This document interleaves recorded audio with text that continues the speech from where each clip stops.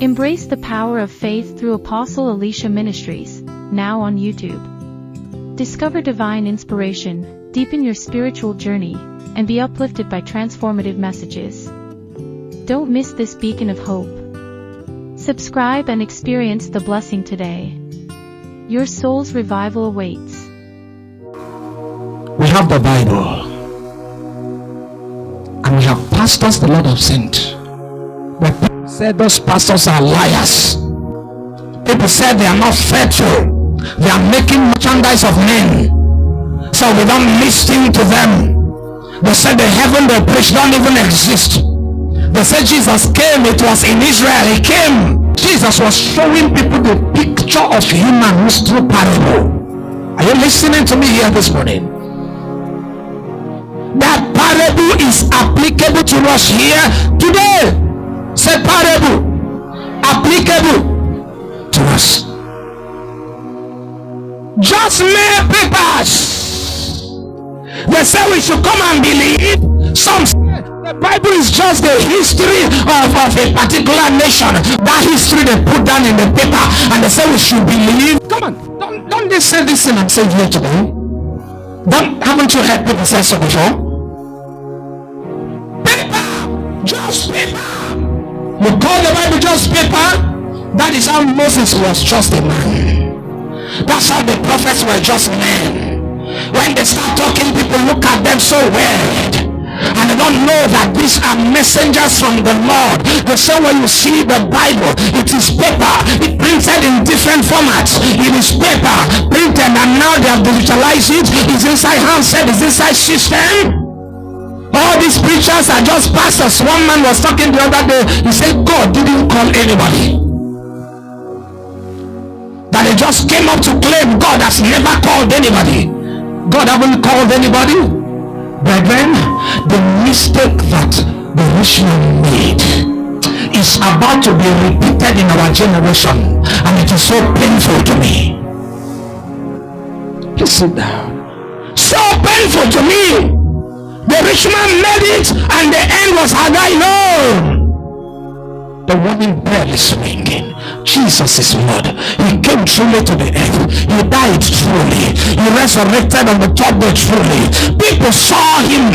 The kings of the kingdom tried to lock up the story, but the story was not lockable. They tried everything they could, but they were too small to stop what is the intention of the Lord. The story of the death, the resurrection of Jesus prevailed, and so mightily grew the word of the Lord in the city of Ephesus, and it prevailed. The word grew down to our nation Nigeria. You are still fighting it. Paul was preaching, the disciples were preaching. They say, arrest them, kill them, let us see where the word will go. And one man stood up. The man said, release these people. Some men have come up like them in the past. They started preaching and demonstrating some sort of strange powers, and they left them. They said, if it is from the Lord, it will last. If it's not from the Lord, they will be destroyed. And they were destroyed because it was not from the Lord. They said, bend for these people. If it is not from the Lord, it will stop. Brethren, since that year till this year, the word of the Lord is still prevailing. It is only divine agenda that stands to be fought. What has the natural to do than fighting the supernatural? Because it knows that the supernatural is superior to the natural.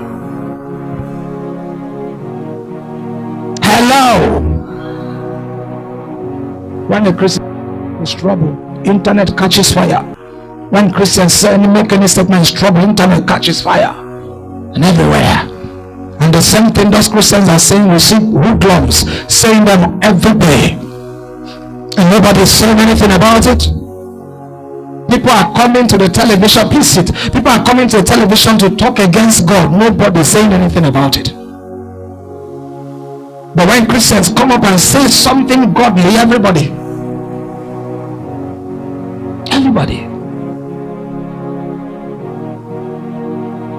The agenda that the devil nurtured now is to raise a man who will be talking against our fathers in the faith that are elderly already, on their ways to answer the call, on their ways to receive the crown of life.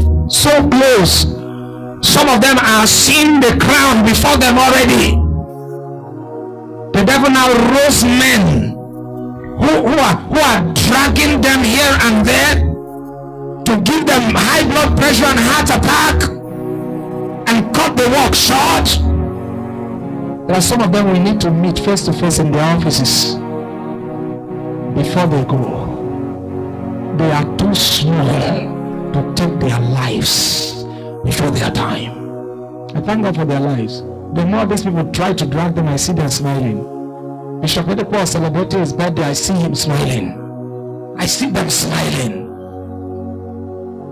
Oyedepo and his wife sent a message to him, posted on Facebook. I was saying it. I see these men are still smiling. They are still doing the work that God has sent them to do. The devil is too small